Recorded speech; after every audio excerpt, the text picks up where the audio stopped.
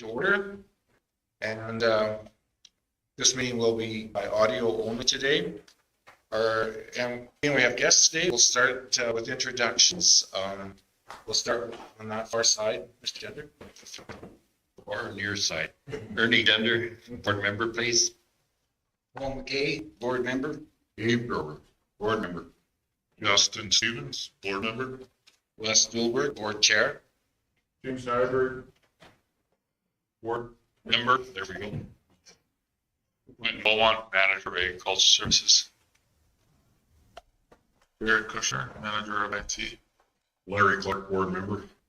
Rick Green, director of operations. Nikki Thorstensen, communications. Lead Embed manager with Battle River Research Group. Dorian Bloomhagen with Battle River Research Group. Thank you. Welcome to our guests. Adoption of the agenda. Are there any additions for the agenda today? Seeing none, I'll leave that motion. Mr. Nyberg moves, all in favor?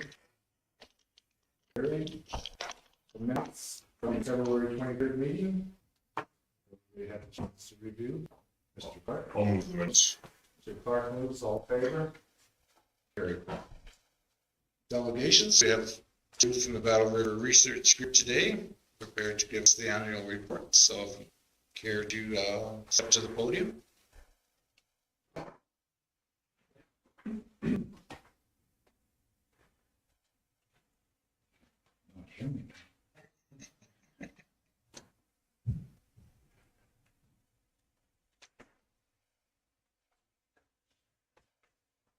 Good morning, everyone.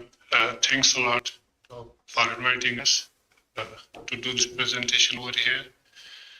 So actually, I was just on time. So my name is Khalil. I'm the manager with Battle River Group. Before moving to Battle River, I was up in the Peace Country with Sardaic Research. I just joined them in the fall 2018. So I'm going to talk about what we have done last year and what we're going to do this year. Next slide, please. So as you know that we are a producer-led group. So this is our board. So currently we have 11 board members on our board. So our first goal to be a recognized producer-driven agriculture research association. To achieve this goal, you have to have a good board. So I'm quite lucky to work with Colin Wigger, who is a grain and a cow producer. I always appreciate his guidance. He was on different provincial boards as well. Steve Vincent, he's also a grain farmer in Galahad. He's also got his degree in GIS, always helpful and giving me a guidance. Henry Mickelson, he is running his business and his farming operations as well. Melvin Thompson, his background is in financials. He always helpful to guide me the budgeting and run this financial smoothly. Dave Gower, thanks a lot for your guidance, Dave. Thank you. Well, that's me. When I was as a lead, Dale Peterson, he's a counselor with Beaver County, as well as he's a heavy-duty mechanic. So whenever I have to work on my equipment, especially on combine and tractors, he always help me and guide me. Brent, he's also a farmer in Holden area. Rob Somerville, he is also from India, got his MBA and got a good business background. Ingrid Badry, she just joined us last year. She got economics background and she helped us to draft our first strategic planning this year. Stan, he's a read with the Benders County. He's also giving me a lot of guidance, develop some contacts in the industry. Ed Lovesard, he's a seed grower, and Dan Crouch, he just joined us last year. So this is all our board. Next slide, please. So currently we are 4 full-time employees and 1 part-time bookkeeper. And last year we hired 5 students We got lucky that 3 of our summer students, they were local. Aladdin McMahon, he's from Galahad, and he ended up in Olds College. He's doing his diploma in ag. Eva and Jaden, they're also from Forestburg in Klum area. They also ended up in Lakeland College. They are pursuing their diploma over there, and they are coming back this year, which is good. And last year we had one girl from Hannah. We hired her, and then she worked with us. She's doing her bachelor degree in Lethbridge University. And Christopher Kepler, he came from all the way from Calgary. He's kind of a city boy. It was kind of a learning experience for him. When he drove tractor first time in his life, he was so excited. So that's about all about our stuff and summer students. Next slide, please. So our second goal today was relevant and applicable research to regional farmers to enhance producer-led research in our area.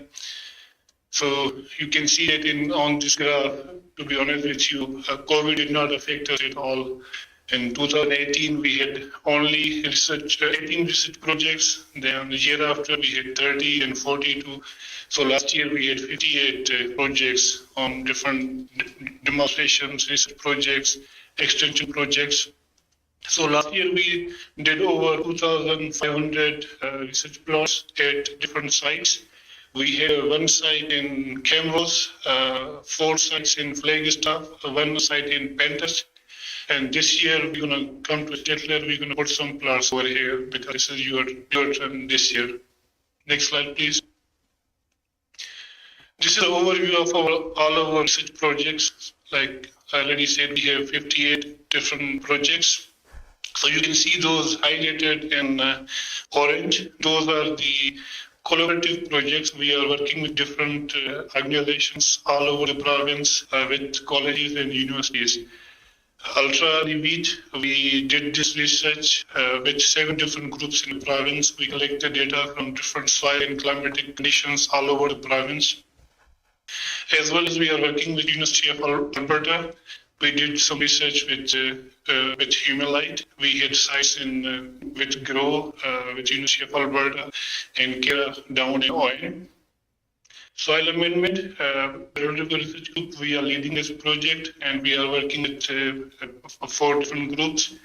Biostimulant project, we are working with Farming Smarter, Lethbridge College, and SARDA Ag Research up in the Peace Country.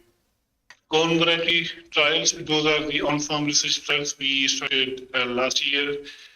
And we are quite lucky that we got that funding and able to do this research around this area because nobody is doing it.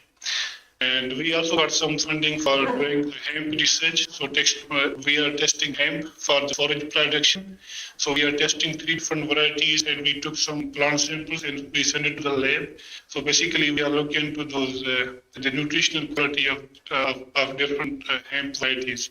So currently in Canada, nobody is doing that research. Even we talk to CFI, they don't have those nutrition numbers with them as well. So maybe in the future, there's a possibility we can use hemp as a forage crop as well. So the green ones, those are all industry-funded trials. So we had 10 industry trials with different seed companies and chem companies. And those white ones, most of them, they are with Alberta wheat and Alberta Pulse growers. So all those RVT trials we are doing, we did it in this region. Next slide, please. So this is our third goal to do a technology transfer in East Central Alberta. So this year we organized our field day with Alberta Wheat Commission. We shared some demos on plant growth regulators, on Fugitum and wheat meal. So we had a bunch of speakers. They came from the industry, especially 2020 Seed Lab and some seed companies. They talked about different topics. And suddenly, Premier, he eased the COVID restrictions, and we got lucky. We had our event was well attended. We had over 60 people came to our field day, and even our local MP, Damien Crook, he also did. We also did one workshop with Evan Elmi on soil health and cover crops. And we also invited Dr. Michael Harding, and bunch of producers, they came and he talked about ephthalmomyces disease in bees as well. We also invited Keith Gibbard. He talked about how to control club root with liming in our area. Next slide, please. And last year we also contacted by Augustana campus. They have a CSL program, community learning program. So they sent out 3 students to work with us. So we took them to the field and teach them how to do this soil health sampling and different soil sampling in the field. So we provide those trainings to the campus, and Dr. Lena Gorim, she brought her students to our field, and basically we did a training how we are seeing those research plots, how we collect the data, how we spread those plots. So we have the whole class came to Forestburg. We also did some training with Dr. Chris Nicholas here in Statler. We have a bunch of producers. They attended their workshop on soil health as well. Next slide, please. So this is an overview of our all webinars we did last year. So we did over 10 webinars last year on different topics, like crop disease with Ted Newberg, and then on cattle marketing, Kevin Clean, mental health, it's Doreen Blumhagen, and even on regenerative agriculture, EFP. So we covered a variety of topics in our area. Myself and Barry, we also went to auction market here in Stilton as well as in Viking. So he brought his laptop with the program, they call it Cow Bites. So producers, they came when they have any questions regarding balance, rationing, and about feed analysis, those things. So we talked to producers in the auction market as well. So we did 3 crop walks, and we also got about 50 phone calls from Ag Info Center, because they already shut down, they don't have anyone. So they will transfer those calls to us. So if I'm able to answer those calls, because if I have those expertise, if I'm not able to answer those calls, then I'm calling Ted, Ground Stuka, and even Mary RMCU. On their time is covered by the project, which is funded by the government. So that's how we, continue those services in our area. Next slide, please.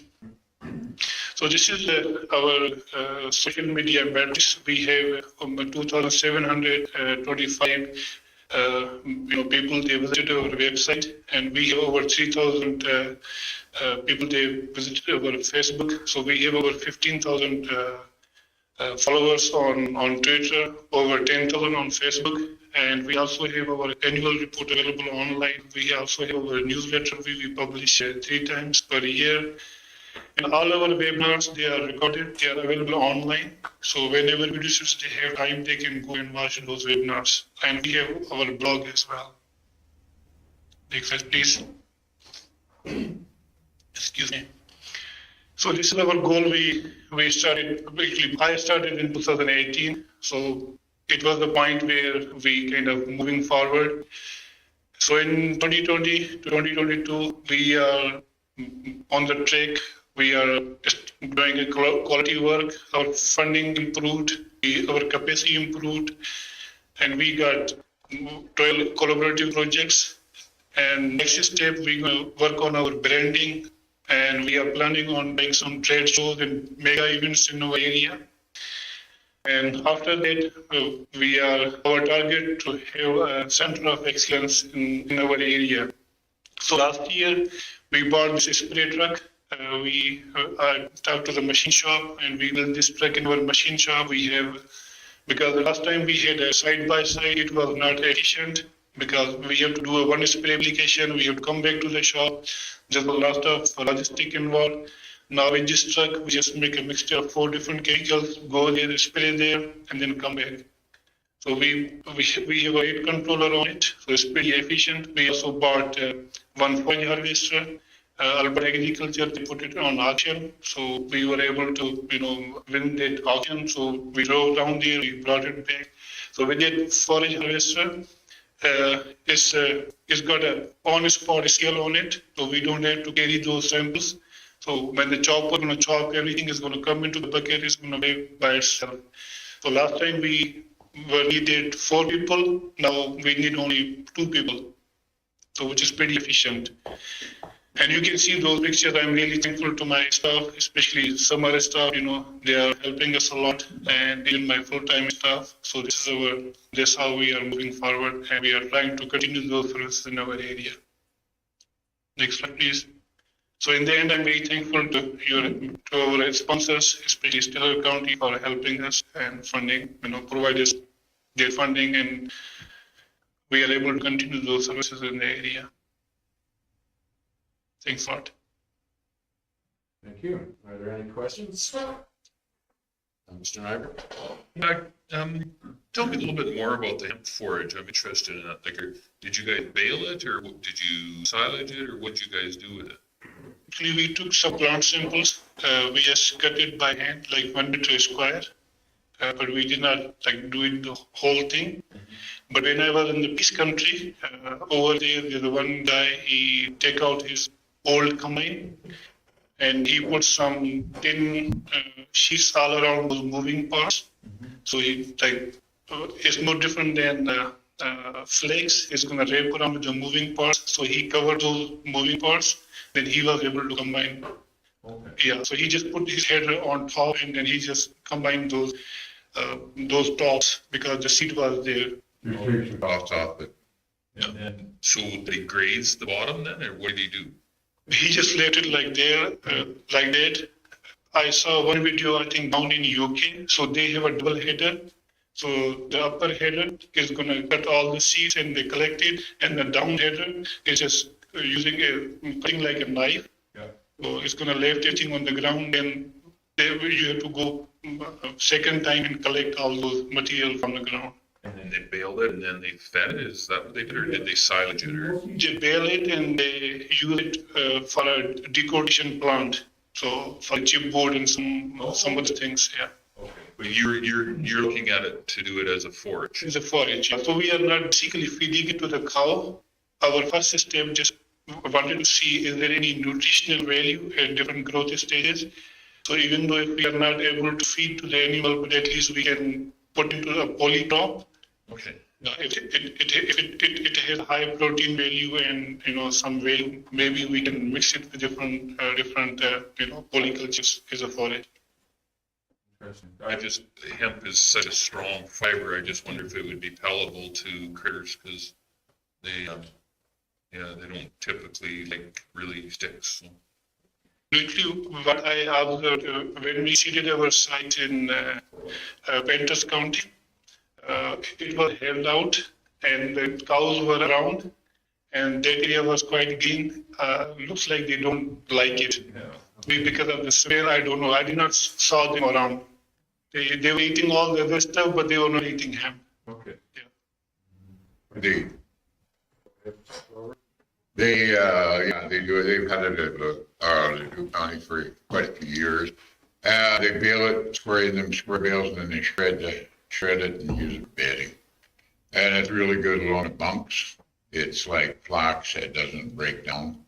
So where the bunks or where they feed along the bunk, it gets the holes. They shred it in there, and it sets up like cement. So it does have its purpose. You can use it for certain stuff, but to get a cow to eat it, you have to pound it up pretty good, and I don't know the food I use there. I used flax as a bedding a few years ago when we were out, and the critters ate it, and I was quite surprised actually. They like flax better than they like this. Well, yeah. I was wondering if you, go ahead, Mr. Gender. So how long does it take in order to break it down? Like barley, wheat, it'll break down within a year's time. Flax will not. So how does it break down in soil? What I observed up in the Peace Country is no different than canola. Yeah, almost the same time.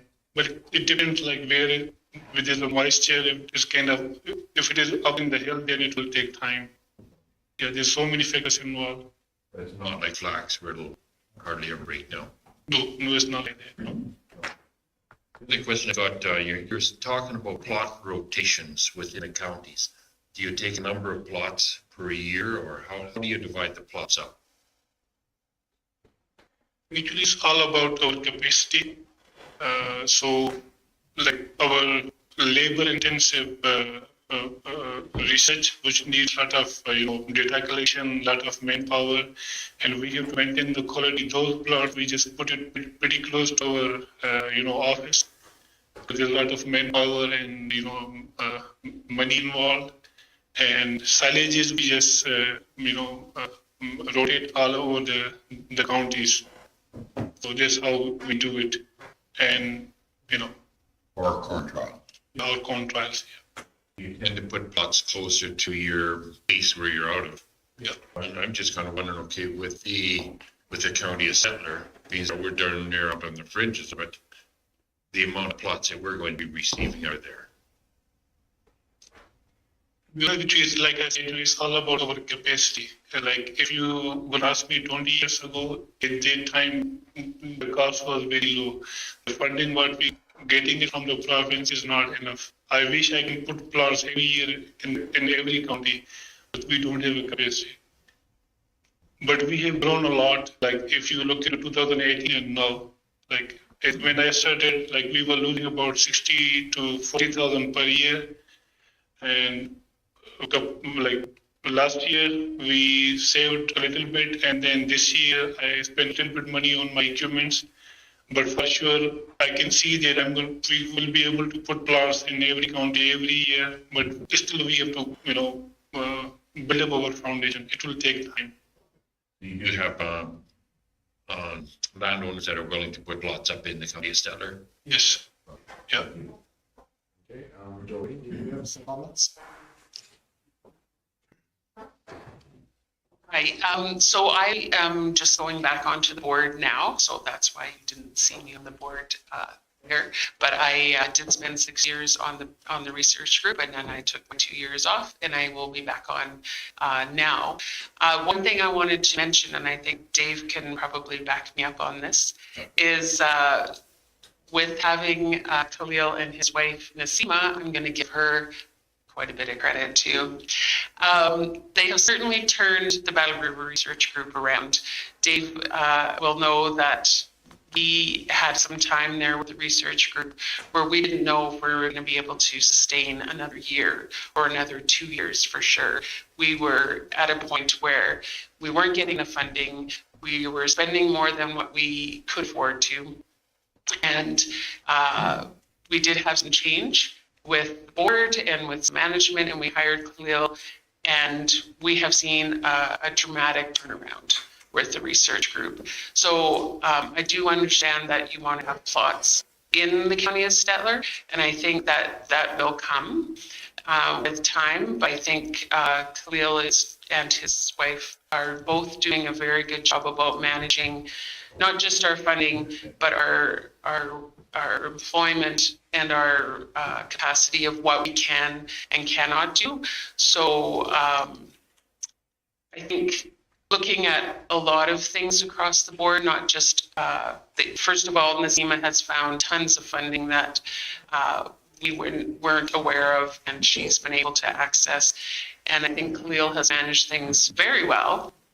And I think having our summer students and our people coming back after being there for 1 year and wanting to come back and asking to come back and wanting to work with the research group, that our kids are involved in agriculture, I think speaks a lot to it too. So I just wanted to mention that as a board's perspective, that Dave, I don't know how much you've been involved in the last couple of years because I haven't been there, but there has been a dramatic change, and it's all been very much for the good and for the positives. So I guess I just ask that all the counties, not just Stettler, but everybody can just kind of take a look at the overall picture.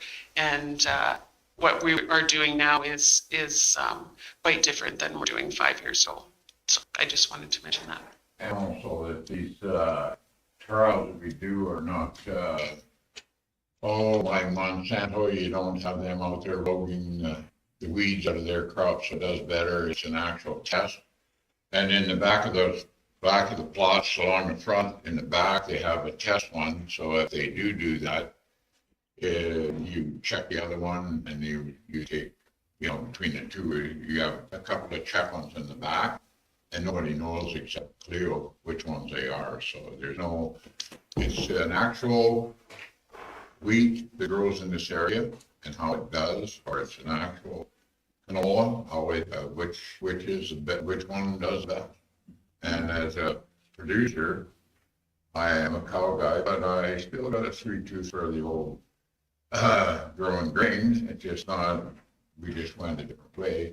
But, you know, they can go there and find out like which ones grow better in the county better or in Painters County or Flagstaff or whatever. I like it. They do quite a bit of trials right at Forestburg there because of, like Cleo said, because of the labor intensive stuff when they leave it there. But we got corn trial that Saudi corn that's coming here and stuff like that. And I think it's a great organization because you don't have the big seed companies. You know, theirs is always going to be at the top. And when we seed it and look after them, and he looks after the plots really well, but he also has good connections to get granting and we get work for like different like barley commission, the wheat commission. He's right up on that, so we're getting more from there. So it actually our bottom line is getting better all the time. So.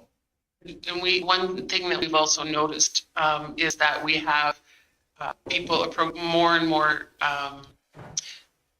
people approaching Battle River Research Group wanting us to do trials and such for them because they've heard the turnaround and they've heard the good things. So that's something we didn't see a while ago either. So that's encouraging as the board when people are asking us to do more and more trials all the time. So. Thanks, Doreen. That does sound positive and encouraging, and congratulations, Khalil, for changing that direction. While you're at the mic, Doreen, I was just wondering on the mental health for farm families. It sounds like you've been involved with that. Is that an ongoing program, or was that just a one-off? So that was just a one evening event that we did. Khalil's had lots of virtual workshops, and that was just one of them that I spoke to. I won't want to brag here a little bit, but we do have that one as a reoccurring viewing on. So and it's nice that we have a YouTube channel. So anybody who has missed any of the workshops can go to the YouTube channel and find them. And we're seeing that people are doing that. But yes, that was just a one time thing. And then when they had the AGM here just on Tuesday, they also had Leslie Kelly come from the Doomer Ag.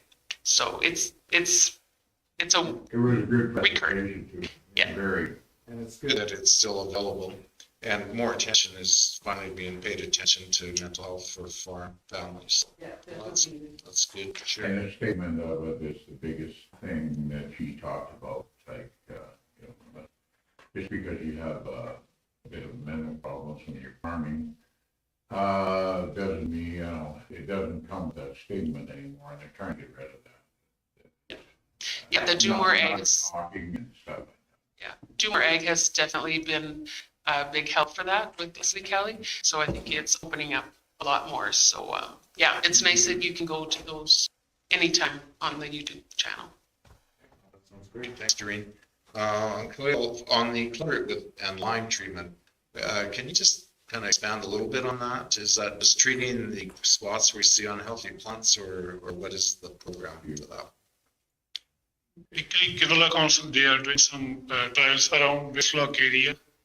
There's not what you call it, a concluded recommendation. Some people, they say they kind of increase the pH and like it has some value. Some people, they say it doesn't have value. It's pretty hard to conclude. Too early yet then? Okay. That's good. It's not cheap either, like it costs money. Yeah, exactly. Some people are really sold on it, some people I'm not so sure. not so sure. I guess it's too early in the trials, but Mr. Nyberg, do you have another question? So the trials, sounds like it's a funding issue. If the county with Stettler was to pay for trials, what kind of money are we looking at? Is there a budget issue to get more? If we paid more, would we get more? Actually, since there's a layoff happened in Alberta, so technically, like we are getting 40,000 from all 4 counties, 10,000 from every county. And we are getting about 140, 150 operational funding from the province, which I can see is not coming. They're going to go into different programs. And it's going to be hard for us to survive. So the bottom line, I have to chase the federal funding now. But those fundings, they need 50% matching. So like we are able to bring in some funding from the industry side, but we still need some municipal support to access that funding. So we to be honest with you, it's not like we are going to work with everyone, but we have to come up with an approach, a regional approach, like East Central Alberta. Then we'll be successful. So what would it cost us for a trial? Like, let's say we said we wanted to, we give you your base funding, but then we want to sponsor a trial that is directly in the county of Stettler and give just an average. I'm not going to hold you to it. Like, are we Give talking? me some idea like how much, then I can give you a ballpark, how much it's going to cost us. What it is and how much. Yeah. it's gonna be. Let's say do a trial on peas. I don't know. We'll pick that. Well, for example, for peas, variety trial, 4 or 5 different varieties, maybe $5,000. Okay. No, that gives us a general idea of what we're talking about. It depends, like how much manpower and things involved. Like if we have a producer, then if he wanted to do something, then we can put his portion as a matching portion, as a 50% matching. Then we can access some more funding. Okay, so we have to continue to advocate to the provincial government that to get that federal money, we need to do the matching. Continue that. Mr. Bennett? Just a follow-up, I guess, if we'll go with something more on the long-term plot, forage side of things and land. What does that look like as far as in-kind donation? Depends on the program, like the type of funding we are accessing, and if they're going to cover those things. Yeah, but we have to make a draft, and then we can look around which type of funding accessible for us and what we have. Then we can shop around. Then we can access that funding. In our county, we have a fairly diverse county when it comes to soil and moisture, and in the northwest of Erskine to the southeast of Indiang, there's a lot of difference in moisture and soil, and the same on the west side along the Red Deer River to the east side near Gadsby. The conditions really vary, and so within our county even, it would be interesting to see plots of forage or whatever, grains, corn or whatever, just to see what is most suitable to the different soils and moisture levels. Mr. Clark? Yes, and back to you, Chair, is if we could do something like that, even if it was a long-term plan that we could lay out to maybe show our producers where we're actually going with things, and if it was over a 10-year period or 15-year period, we could lay out a timetable to show what we were working on. That's something that would help too. I know there's new varieties coming up, but there's the drought. After the last couple of years, we'll have to look at some of the drought favorable varieties, especially in our area. Mr. Chairman, should you only do crop production? There's no animal side of what you guys are doing? I wish I want to do everything, to be honest with you, because this is the direction from the province. So they don't want us to do just only one thing because it's not efficient only in crops. So I need team. No, I get it. I just wondered if that was. Is there any of the research groups that do anything with critters? Yeah, we have a Karen in our team. She was working with the Agricultural Center. So yeah, he also got hired. So she got a forest background. She used to be with Stettler, Indian Stettler here in Alberta. You had here before. Yeah. Mr. Knight, Mr. Gender? You touched a little bit on humanoid. So like the plots have not been done yet. They're in the future being tested with. Basically, we have a 1-year data. We did it last year, and that project is led by University of Alberta. They have a one site in St. Albert, one in Owen, one in Forestburg, and one in West Block. So we have a 1 year data. So we have this year we're going to see the canola on it on wheat plots. So like on 1 year data, we cannot draw any kind of recommendations. At least we have to have at least 3 to 5 years data. Then we can come up with some recommendations. Do you put humulate on, see, like for the first crop this week, you put humulate on there? Yes. So the second year you put canola, do you have to do a comparison with putting humulate again, or is it a carryover from the wheat? We prefer to have a carryover because if you're going to put a second time, it's very costly in ideal conditions. Like farmer cannot afford it. Okay, Yeah. thank you. Further to the Humalite question, I was wondering about cost, like the cost of other traditional fertilizers just seem to really escalate with oil and gas prices going up. And I was just wondering where the Humalite comes into the cost factor. To be honest with you, I have no idea. Yeah, I don't know about it now. Yeah, I'll find it for you and get back to you then. Yeah. Okay, sounds good. Any further questions? Did you have anything you'd like to wrap up with? There's only one thing, like I said, we have come up with a regional approach. I started with $250,000 and I hit close to $500,000. And to go into every county, I need at least $1 million plus at least 5 full-time staff. Then I'll be able to go all around and maintain my quality. And it will take time. Yeah, I'm a kind of guy, go big or go home, to be honest with you. There's no in between. Right. But we should have more time to do stuff in Four County to pay the 10 grand because we're not doing anything in Camas County, right? Because they didn't want to step up the plate. Great. Well, if there's no further questions, so thank you for your presentation, for joining us today. It's very nice that we can do it in person again. Thank you very much. And thanks, Doreen, for joining. Thank you. Okay, we'll move back into our meeting now. Reports. The Ag Service Board Administration Report on page 2. Whitney. Here.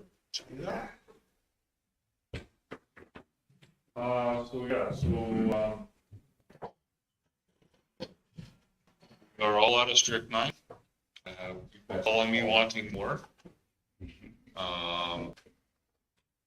Currently just working out our summer plans here with safety data sheets and job descriptions, making sure we're just not there. Getting some documents in place for training. Year-end code control and ASB provincial report. I should have the emails here by the end of the week by the sounds of it. And people are wanting trees again. We had growth. We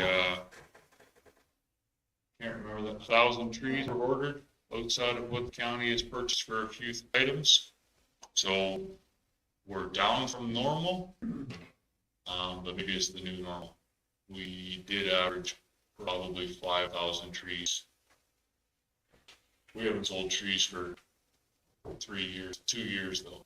So people are starting to want trees again, which is a good thing. Everybody's replacing the ones that died. Everybody wants to know where you planted them. So you go knock them over. Do you have a question, Mr. Tender? So I just wondered, like, what are the costs for trees? It really depends. I'm using tree time for the bulk of my orders. Anywhere from $1.50 up to $14, depending on shelter belt tree, ornamental tree, exotics. It just depends what you're after. Your typical shelter belt, your spruce trees are again, on the amount you order, you can get down to about $3 a tree. If you're only buying, 10 or 20, you're going to pay $6, $7. So it just depends on what it is you're after. There's a big a big swing in the numbers. Poplars are pretty cheap. You can usually get those for $1.50 to $3, depending on the type of poplar. Thank you. Mr. Growers? The spruce, it doesn't matter if they're blue or they're ordinary spruce, Yeah, it doesn't really matter. They're typically the same, same price, within a few cents. Yeah. in a few cents. Yeah. So The majority are getting the Colorado blue spruce and the white spruce, which do grow the best out here, out of spruce trees. blue spruce grow best, I think. Thank you. Equipment, we just kind of did an overhaul on all the spray equipment, replaced some hoses, checking on wiring, doing some deck rebuilds. The pump for 277 roadside spray truck is on, and well, if we keep getting weather like today, I'll test it. But it's ready to roll, looking good. Bursary, our ads are out for our Egg Service Board Bursary. Deadline is April 15. I haven't checked the vault lately to see. Last week we didn't have any applications yet, but we'll see. If I just interject. So do we have like a Facebook ad on this that we can share about? So currently our banner on our Facebook page has been advertising the ASB bursary for about 2 to 3 months, and it's on our website, and it went in the last county connections. So I'll just reach out to the schools and get them to give one last push there, hopefully. Mr. Everett? So in Bursary, it kind of set up if it has something to do with agriculture, correct? It has to be part of the criteria to apply for it is something that is involved in agriculture. Is that what I'm trying to remember? Let me just pull up the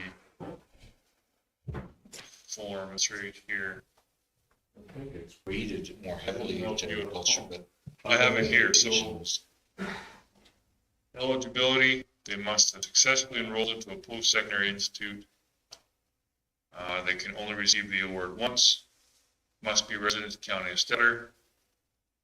And then 2 references. It doesn't have to be their first year of schooling, so it can be a subsequent year, a second, third, fourth year student. But they only collected once. You can only collect once, yeah. There's some criteria. If you wanted to be in basket weaving 101, you could get in. It provides assistance to graduates who demonstrate interest and awareness in the importance of agriculture and the survival of rural communities. I just wonder if in our description we're having people not apply because they don't think. I mean, if you eat, you're involved in agriculture, and what Mr. Stover talked about earlier about the mental health program, we are in a dire need for psychologists, psychiatrists, and therapists in this province. I don't know if we should put a disclaimer in there that if you're involved in any of those, you'll be heavily weighted, because, I mean, we could triple the amount of those 3 professions right now, and we still would not have enough right now. It is huge, huge, huge. So I don't know if there's a better way of getting that out, so it doesn't have to just be agriculture. It can be anything that is out there. So. And even like in education, I mean, you need teachers in rural communities, things like that. So, I mean, there's nobody that doesn't qualify for this. And typically our applications are for people all over the spectrum. You know, Grace Hebbs won it last year, and I believe she was going to Camrose College to be a teacher, and Erin Lyme has won it, and she was going to communications. So Maybe it's a rewording thing. It's coming out of the Egg Service Board budget, but maybe it's a county extender bursary. Maybe that would, taking the word egg out of the bursary title, maybe that would help. I think as long as we know what it is, it wouldn't matter, and it is an egg, one is it not. And I think that anybody going into agricultural fields, that is also very much encouraged, but it's not limited to. That's the way I read it. There, Mr. Chairman, have we reached out to the I don't know what they call them now at the high school, but it's the resource officer at the student resource officers at the high school? Yeah, we send it to them every year. Okay. I hate to see these go by the wayside and not have applications towards them.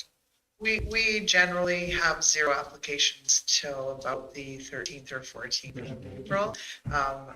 Knowing high school students, that's just how they work. Fair enough. Mr. Grover? Yeah, because I know you're gonna get one for my granddaughter. Okay. She's going for pre-vet thing, all I think. I like your, I think, got an interest in, teaching, and you're right, in rural Alberta, and a lot of the rural people are, kids, they'd like to come back to the rural, now, some don't, but I don't know how we control that, but, yeah, no, I'm in with whatever it is, I don't know about basket weed. We need basket weavers too. I Who's got to grow the material? Maybe it's up in the, maybe. Okay, do you want to carry on with your present or your report? Report back. So February 17, before 17th, I was approached by the Buffalo Nature Club. So I co-hosted, their topic was Nori Rat program, so I gave them some insight on more or less information that I am the local rat inspector. They didn't know that. It was just an idea that they thought of to talk about. When they first approached me, I thought maybe there were some small things that weren't being reported, and so it was a good conversation. That's pretty well my report there. It sounds like you're going to have some workshops coming up again. Yes, so, I have a spring and fall pruning workshop. I'll bring Toso Bozic, if you remember him from my Talking Trees with Toso. There's also can we get him in person? He's as much fun as, that's the idea with these pruning workshops. Interpreter? The idea of these workshops, these ones would be in person. I'll try and find a couple of good areas that we can nip and tuck a bunch of trees, maybe some started trees, some older trees. And working out the details of a bee workshop. We've had one, I guess it'd be 2 years ago. It was actually a pretty good hit. You got to make your own beehive, and then you could go. We gave a couple of places you could buy your starter bee package, and you went home with a little half the size of a shoebox beehive that you could. Bees are the big thing, pollinate your yard, right? So, and then working on farm tour, because council says let's do a farm tour. So trying to pick 4 farms that are not exotic, but kind of doing something neat in the area. Try and pick a few different livestock or crop type ideas and get that going. Have you had a chance to touch base with G3 yet to see if they'd be open to a tour? We keep missing. But they're actually, so hopefully, I tried again yesterday. I'm supposed to get a call back today. He's busy in meetings. Ken, I think was his name. I guess the other thing to bring up would be our lease land. The grazing portions, the 16 parcels for grazing or swath and baling closed today at 4 o'clock. And then next Wednesday, our farmland tender closes at 4 o'clock. So I don't know how many applications I brought 2 over today, I think, that were dropped off the shop. So we'll see. I don't know how many phone calls I'm getting on that. I would think there'd be a lot of interest, especially with Rural County, everybody's phoning, looking for grass. So, as long as you've read the agreement, we're good. Well, that's the criteria, is you don't have to be a kind of stuff. Point number 7, you gotta be Okay, a settler. I've said that one a lot. that's good. Okay, thank you. So we'll see. Yeah, quite a bit of interest, which is good to see. Even I've had some younger guys call, like a couple that have phoned in, talking to guys who are 20, 24. It's kind of neat to see the young guys trying to get in there. I didn't know we had any cattle, but Maybe they don't have cows. Maybe they're dating on dad cows. I don't know. But it's encouraging that there's, Don't be crazy, it's sheep that are out there. Maybe they got sheep. Who knows? I know where you going with the sheep trials when we have to. Livestock emergency preparedness is kind of a big thing that I'm not quite done the plan. I know I'm jumping around my report a bit, getting on a few things that spent me some time. Need to update the plan a little bit. The last hydro maps we have was okay to dig a hole in Mr. Grover's area to bury 150 head that had anthrax.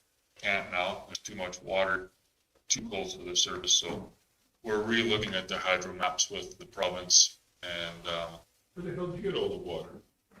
No, that's not coming from up there, it's coming from the ground. A lot of the water wells in our area come within 5 feet of the top of the ground. Yeah. 3, some of them run over. and it's moving laterally, which is what you don't want when you're trying to bury something that has a disease. You So, know, you want it so they stay where they stay where it's at. so we're working on that, getting that finalized. It's been a few years since that one's been looked at, so just kind of tweaking that. Stevens, Talking about animal emergency, that's great to look at what happens with the deceased animals that are diseased. Do we have a list of resources for the live ones in the event of an emergency? For evacuation, Yeah, so our non-profits in the area. we have a list. We do have to update it as well.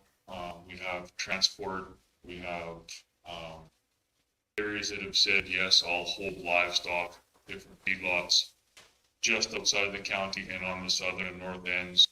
In case there's something bad up north, we can move down south. We do have that in this same plan. A few of the organizations have collapsed, but there's some new ones we're gonna put in, so that's the next, is to update the transport. Maybe Mr. Clark maybe has purchased a new liner. He wants to put on the list that he would be willing to haul, so we gotta make a few phone calls there as well, but we do have guys with stock traders, guys with low liners, guys with plots, which is good. No, perfect. I just want to make sure that that was being looked at, because the producers that I'm friends with, in the event of an emergency, there's a good chance they're not leaving their livestock. They're going back into harm's way if we don't have a plan. And now we're trying to rescue people who can. So Our plan is not perfect by any means, but we are far better than a lot, and we're working on trying to improve it. You know, after droughts and stuff though too, and our fires that we've had, it doesn't hurt individuals to be having a bit of a plan too, that they can communicate where theirs is too. This is, You say that, that's actually something that for the trade show, I'm gonna have a little, hey, have you thought about these things in case something at your place is happening or you're getting evacuated? Here's some things you should make sure that you have close by or have thought of. So, Mr. Chairman, I think that's a great idea, Larry. You know, we have a number of pipelines that go through our property. So on a regular, every year, the oil company sends us a list that says, okay, you know, we have, what's the options of moving them out? More if something was that happened, they're prepared in their plan to know what's going forward. But it's imperative that people themselves kind of get an idea, right? That what if there was a major fire or something? What am I going to do as my critters? Am I going to kick the gate open and help them fend for themselves? Or am I going to have a plan to say, okay, I'm calling you or you or you, and come quickly get over here, and we'll pick these these up, and then where do they go? So I think it's important that everybody is prepared for themselves, and our job is to educate them and help promote having some self-reliance. Living through some emergencies, you know, closer to Red Deer, and we've had some over by Drayton Valley. But it was different. The most difficult part was dairies and pig barns. I've been checking like would be no different. And where do you put something in that volume and be able to feed them without putting too much stress on animals? But we had one particular dairy farm that actually got held by the RCMP because he was coming in the back direction. It was a sour bullet, and you explained to him what the dangers were, and it was, you know, sad, you know, because I could understand why somebody would be that committed, but I mean, on the same sense, public health is public health when it comes down to something too, so we have to have that awareness too. BC went through it, right? They sheltered in place with the floods, and then they figured out how to get feed to the critters, right? I mean, they were helicoptering, you know, bales into those places, right? And I mean, it seems crazy to do that, but, and the other one they were having trouble with was dairy, right? Those cows, you don't milk them for 2 days and you're going to have a The FAA actually just had a test out here on swine. They did a mock outbreak and they didn't realize how much swine we actually have in the county. And they identified it as being not a problem, but they heightened their alertness of what we need to do to help that out. And transportation is big. Sure. Question on swine. You go past a lot of these big barns, they don't just have dead pigs to the tops of the dumpsters that I would think a truck comes around and picks up. They typically sit at the farm gate. I've been by places where they are piled on the ground, and you talk disease and you talk everything else. That shouldn't be allowed because they're dying for a reason. Like they're not dying for. Go ahead, Mr. Knapp. So, interesting enough, I had a conversation with the producer just recently about that. I don't think they quite understand the issue that they're in. And this may be something that we have to send them a letter from our peace officer of unsightly premise. The idea behind it is, the bins get picked up every 2 weeks. That's what he told me. He says, and usually it's not an issue, but they need to pay to have that second bin there. And I said, well, like, what are we talking? You pay a deposit on the bin and then it's a service that they come and pick it up. So really, it's really not a high cost to bury it inside the bin. I mean, to make out of sight, out of mind, put 2 bins down. And I told him that. I said, you would go a long way to help your neighbors out of accepting you if you put in a second bin and kept them out of sight, out of mind. Well, there's one in particular that's disgusting every time you drive by. So, and then maybe that's a conversation that we need to have our peace officer have that conversation on an unsightly principle. But they died for a reason, probably disease or something. For sure. But I mean, again, we would not be having this conversation if you drove by and saw, if you saw 3 bins there, you wouldn't think anything of it, and you could have 3 times the amount of pigs, and would be not a conversation. They need to understand the social aspect of farming. Farming 2 weeks in summer. The one I went by was hauling feed past there, and it was you rolled your windows up before you got to the second time. I can tell you that because of the stench coming off. It was terrible. You know, I never understand when you go to a farm and you see a dead critter. Like, to me, that's one of the first things that they get dealt with. And whether you, again, out of sight, out of mind, I don't put at my front doorstep and say, come on in and visit. Right. Hey, do you have anything further? No, other than the fact I just found my county connection information thing, maybe, you know, before we hit them with protective services and they don't do this. No, I think protective services would go there with the intent of education. It doesn't have to be them, right? If we've got these places, they're the people to deal with it versus always sending you beat up on people. And you can be the nice guy once in a while, Quentin. That's what I mean, if I do an information piece. But they're not reading it. This needs to be directed at the one individual or the two individuals and dealt with. It really is simply, spend a few $100, get a second bin and Bob's your uncle. This isn't a case of, a big issue. It just needs to be told. Any further questions? Mr. Grover? Yeah, I have one of those in my area that, yeah, I got pictures and everything of it, but I've about exhausted everything I can do to try to do that, but he's about an hour and a half away from the barn. Apparently it doesn't smell like this place, see? The other thing is, I got two other questions. Is there rats at the lake? Correct. Yeah, there is. There's muskrats all over the place. I know, I was talking other kinds of rats. And the coyote thing, how many times have we had to, in the last 12 months, had to deal with coyote? This year? Zero. Oh, no, that is wrong. Because I can remember seeing at the lake that there was a large coyote that was, I couldn't remember if it's a large amount of coyotes or it was just one large coyote. But I did see the complaint come through that we, and I'm sure you spent some time with the wildlife officer, so that is, Okay. so we kind of dealt with that, but because that was an urban area, that was a fish and wildlife issue. Officer Mike Little handled it in the end. I guess I was a little involved as far as distributing coyote control for predation purposes, 0 last year. That number bounces. Bounced around, does it? Yeah, I sometimes I'll give just were seeing your coyotes on there and I just wondered yeah. where we were at. We We never used to have them until we got sheep in this country. Yeah. you only had sheep since 1905, so I mean, it's been around.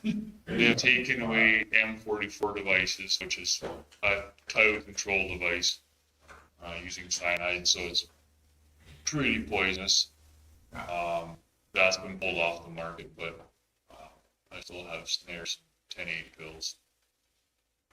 Training pills still do the same thing, they don't work quite as well as the other. The biggest thing about them is lots of guys want to see that dead coyote to know that they got 1080 pill. He's gone. They go back to the den. They feel ill. They stay in the den and then they die. So you never really see Which that. is a good thing. It is a good thing. It just the producer doesn't see the end product knowing that okay, good we got it, right? That's the biggest thing why guys don't really like 1080. Looks like a soft Tylenol pill. That's what it looks like. What's the defense? I have no idea. I like the 243 pill too. They do work well, and Berkeley. Sometimes 223 pill works well. But yeah, But anyhow, not much. this not much last problem year, with coyotes. no. Very little at all, That's just what I wanted to know. because you've been hunting. Even we'll run into the neighbors. Other day popped over a hill between our two places. He said there's no lights on. We have on staff, numbers are way down the normals that I think a third the amount we normally get in a year, so. Again, it all depends on the population that year, right? Yeah, thank you. If there's no further questions, I'll ask for a mover for the admin report. I'll move it. Mr. Grover, all in favor? Carried. Okay, business arising from the minutes, the 6.1, the strategic plan for 2022 to 2025. Page 3 of your package. So, after the RFD is our next 2 to 3 year strategic plan that we present to the province. It's not like our one we designed for that council gives input onto as far as what they want to see in each quarter. This is our overall view, our vision, our mission statement as part of our grant process. So this one is designed for 2022 through 2025.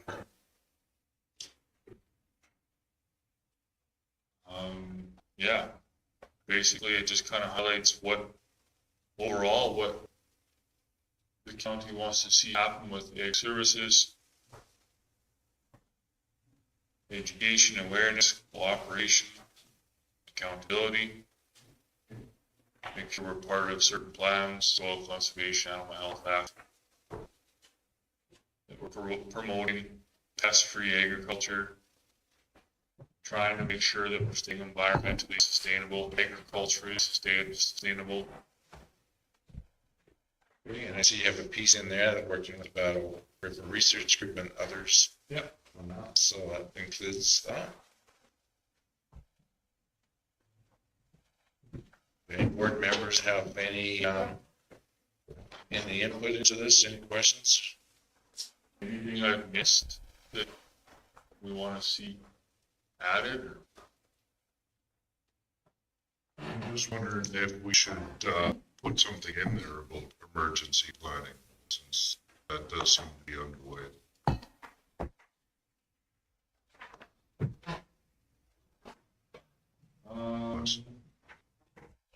Well, I have a question on it too for the, with the type of spring we're having, seeing, really watching closely what runoff's doing.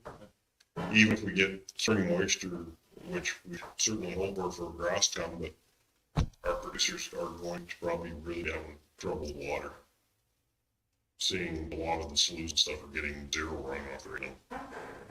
So that's something, I don't know from, it may not just be strictly our strategic plan, but part of this year's plan. I don't know where we're gonna have to be prepared for a lot of water usage, I think, unless we get some major heavy, so those rains typically don't fill.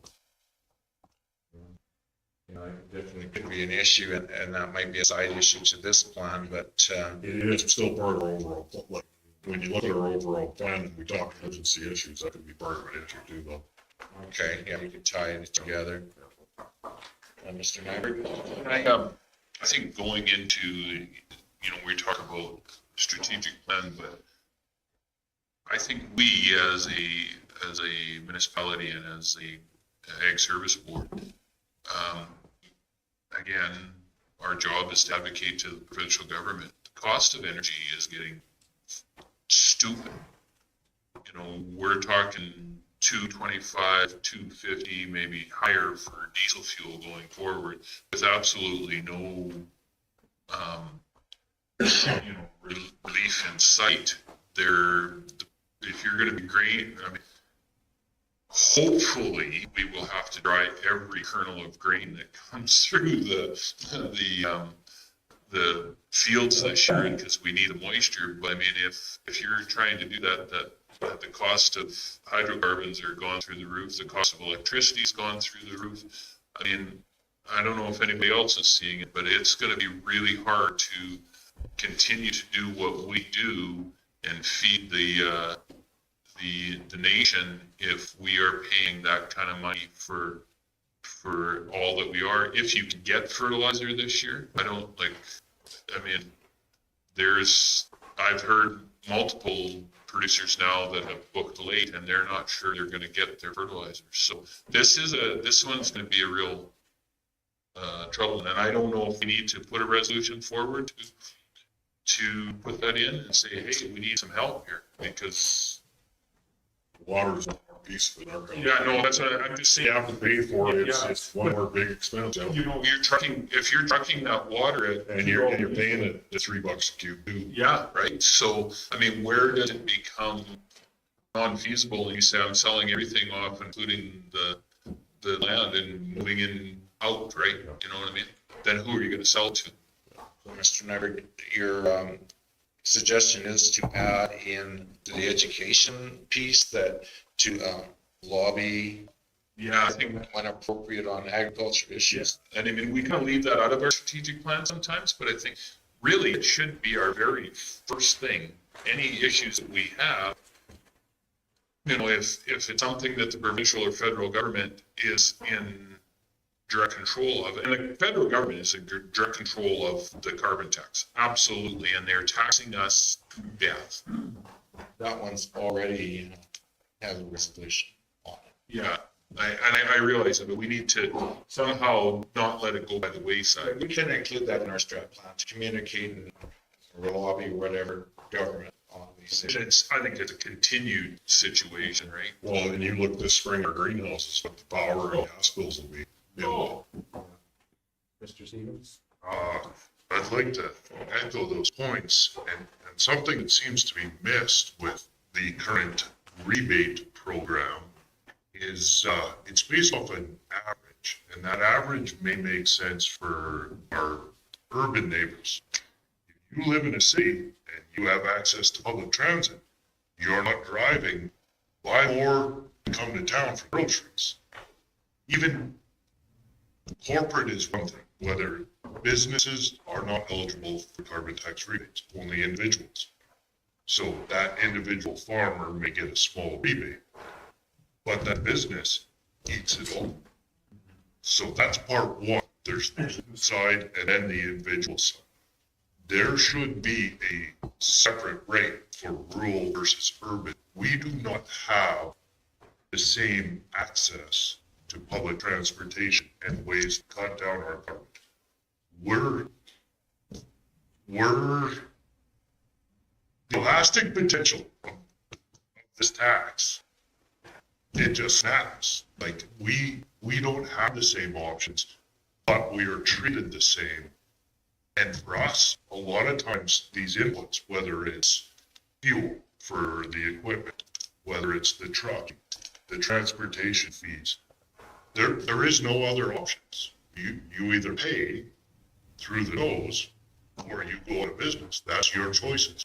You can't alter your methods anymore. Like zero till has already came into place before the carbon tax. We're not out of options, and they don't really seem to place the same emphasis on rural as they do urban. I haven't seen a solar powered 400 horsepower tractor. Okay. Were there any other additions that we want to see in this? Extension cord. So, Another thing to speak to that too is your socializing from buying more there. If your kid is a decent basketball player, or if it isn't, it doesn't matter. To come to a game, to practice, to pick them up, and get along with And your as high school kids. Justin had mentioned too, there are no longer grocery stores in Indiana and Bryan. No. Or farm supply stores or grain elevators or anything like that. We have a lot of miles to make for absolutely everything. I had them complain like people that run the store in Big Valley, that they're living in subsidized housing, but I think it is subsidized, because I don't think they make a living in it. And but the service is there, that not every person that buys a loaf of bread or whatever has to run the center and back. That's good. So Quentin, you got a kind of a handle on what we would like at? Bring this back to the next meeting. Okay, great. So did someone wish to move that we just table this to the next meeting? Yeah, I'll give you that. All in favor of looking at it one more time? Carried. Okay, 7.1, the club disease policy annual review on page 11. So this is essentially just that. It is annual review. We did kind of a, working with Mr. Bursary last year, did a bit of an overhaul that was presented then. You guys liked it, so I really have made no changes. You don't see any changes. I'd like to keep it how it is. Any discussion? Mr. Grover? Yeah, we've had a couple people, it shouldn't be 4 years, it should be 3 years when you go back to seed. But it's a disease that's our policy, and if we don't change it, then that's what they're going to do. I think that 4 years is usable.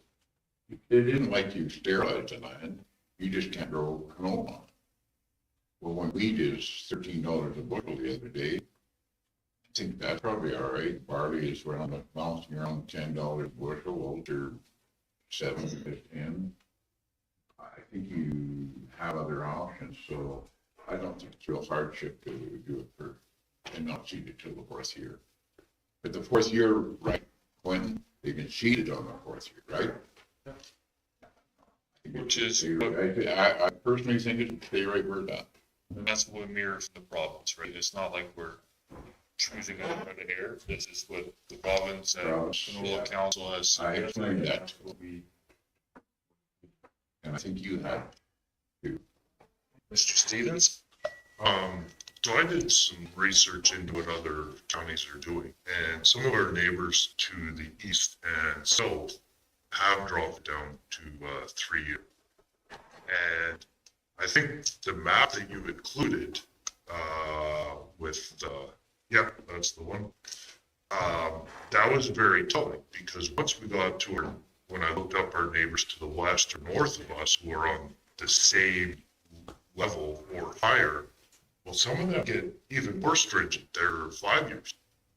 So it does seem to be a logical approach where we match the restrictions to the number of infestations. So that kind of makes sense to me.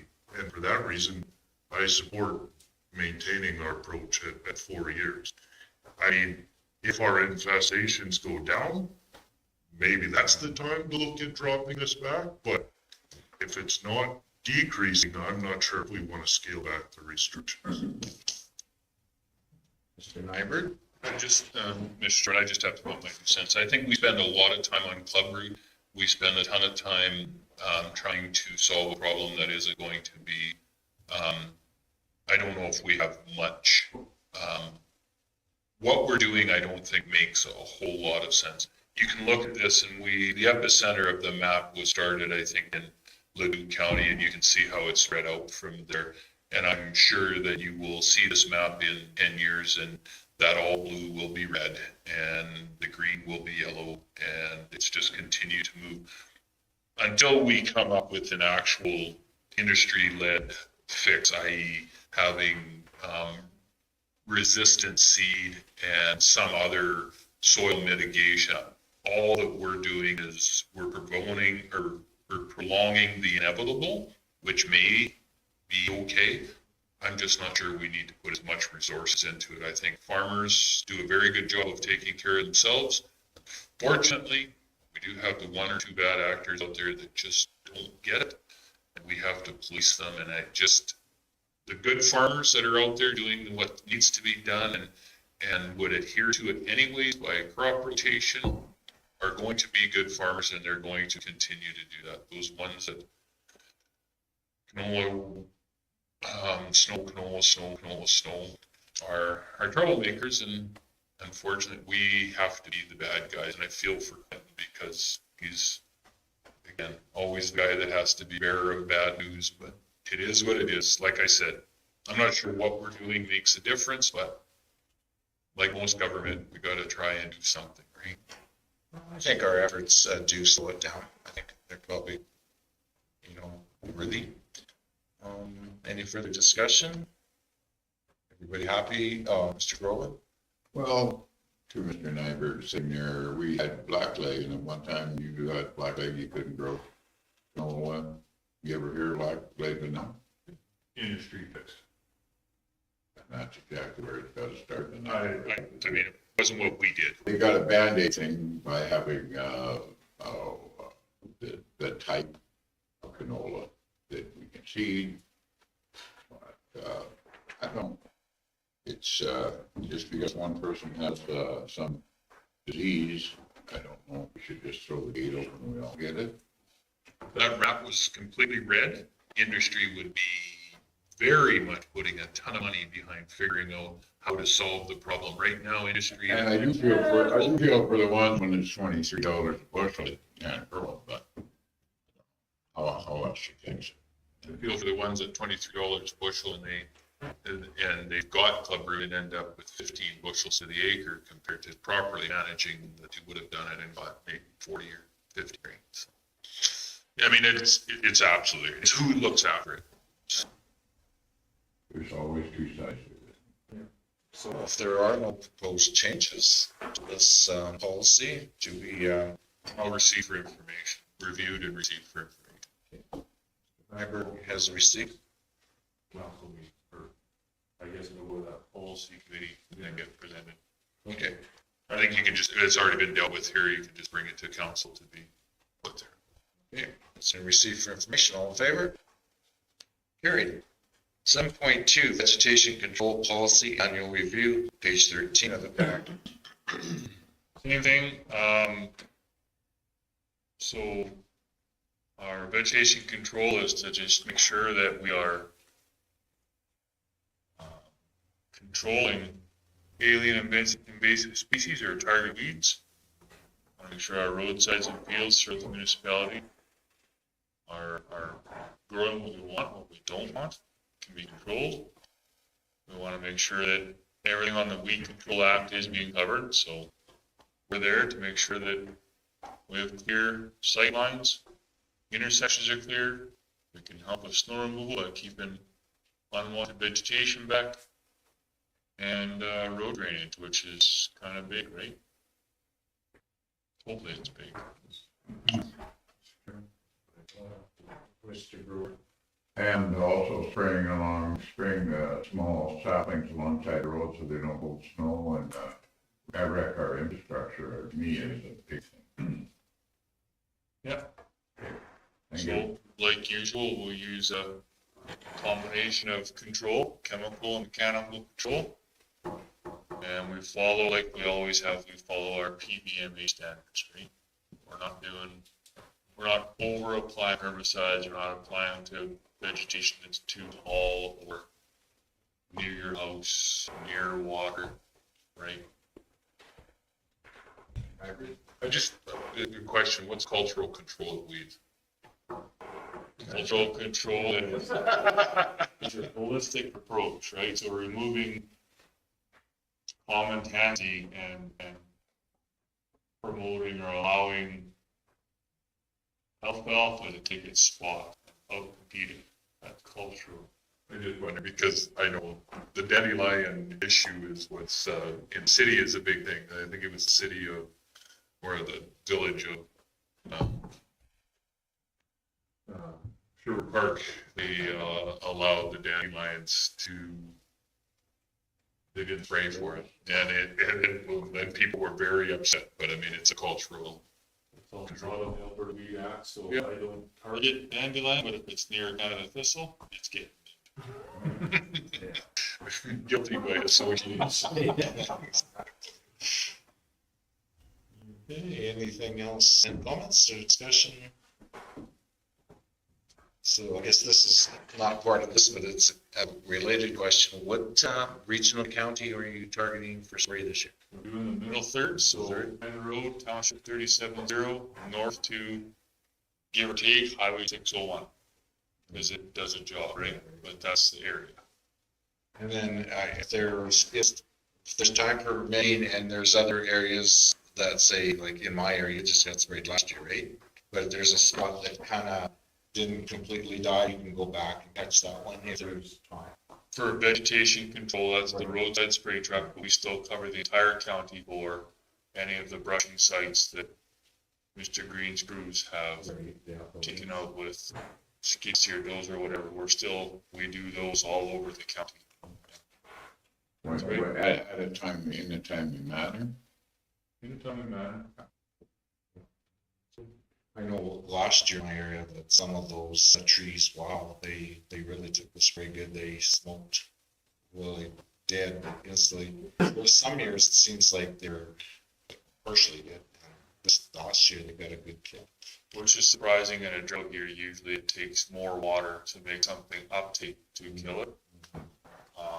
They were looking for Moisture. They were sucking the water in there. What they were doing. Found death's door before the spray got there. Yeah. Okay, so back to the policy. Nobody obviously sees Mr. Clark. Submit for information too, and to take work, I'll make that one. Okay, thank you, Mr. Clark. Is moved to receive. All in favor? Carried. Okay, do you have any correspondence to share? Anything else to share? Nothing else there? Nothing. Informational items? No.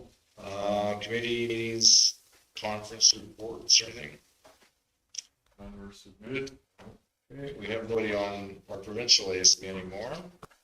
We have, well, yeah, right.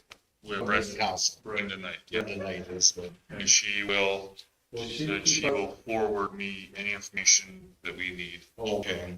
And That's what Mr. Nixon did, is he would send it to me and say, give this to your guys, so I'll still receive that information. Does Brenda sit on the same committees that Wayne had, or she got different committees? Do you go? I don't know. I don't remember what she said. Okay. I'll look into it and see what it is she's sitting on. I don't recall what she said in our regional meeting. Maybe if she sent us a report. It would be nice actually, because it's the central zone. She is the central zone rep. So it'd be nice to get a report from her. Keeps us in the loop. She would just, they would have met at RMA, I think. So maybe it's just too close. Maybe I'll go for next meeting. Yeah, no, if you don't like touching base. Because sometimes that does spur some discussion here that we'll have input for. Then they should have met at all already too, so that should be their second meeting, isn't it? yeah, she reported something at the regional meeting from the fall meeting. I just don't Recall what it was she said, though. Would they have met at the ASB provincial conference? They don't want tied in with that or not? Typically meet with the ag minister. They did do that. So, yeah, I'll get something from her. Sounds good. I would imagine she'd do a report to Her council, so if she could just CC us, that would be fine. It's not like she were asking her to redo a report or anything. I'm sure she would mind doing that. Okay, our next meeting is scheduled for April 27th. And seminars, workshops, conferences, those are in the work site from your admin report. Any idea what the bee one is? No, I'm waiting on Megan Evans with Alberta Invasive Species to finalize some stuff she's working on. She's my bee person we're gonna work with. It's actually neat, 'cause she used to work with, I don't know if it was Alberta Bee Association or Canadian Bee Association. She was a bee person before she took the job with Alberta Invasive Species, so it's kind of right up her wheelhouse. I know one of the Higgins girls are working with, I want to say it's Community Bee Cooperative. So what you do is you would raise bees in a urban setting, and then you donate the honey back, and then the honey goes to, they either sell it or donate it to food banks and stuff like that. And it's kind of an interesting, you get to keep a third, and they give the other 2/3, but they help you supply bees and stuff. It's kind of an interesting program. But that's more on the urban side of things. I can't remember it. Yes. I've seen in your administration report, you had a summer grazing, is it tour or workshop or something in the works? Yeah. How far you got with that one? My Australian guy canceled out, so I found a new speaker. What was that again? My Australian guy canceled out, so Oh, I see. like keynote speakers. Right, you know, speaker, yeah. Okay, something. I think That's really important. I still think there's a huge benefit in grazing management, and crop rotations and stuff, even in dry years when people don't have grass. I still think That's when you need it, though. that's when where your management pays off in prior years. Absolutely. Did Khalil mention the upcoming webinar? Monday, March 28th, Battle River Research Group is sponsoring a webinar called Managing Rangeland in a Drought. And they're bringing in Dr. Ed Bork from the University of Alberta. He's a professor in ecology and rangeland management. Okay, no, he didn't. Can you send that out to our It's invitation? on Facebook and Twitter.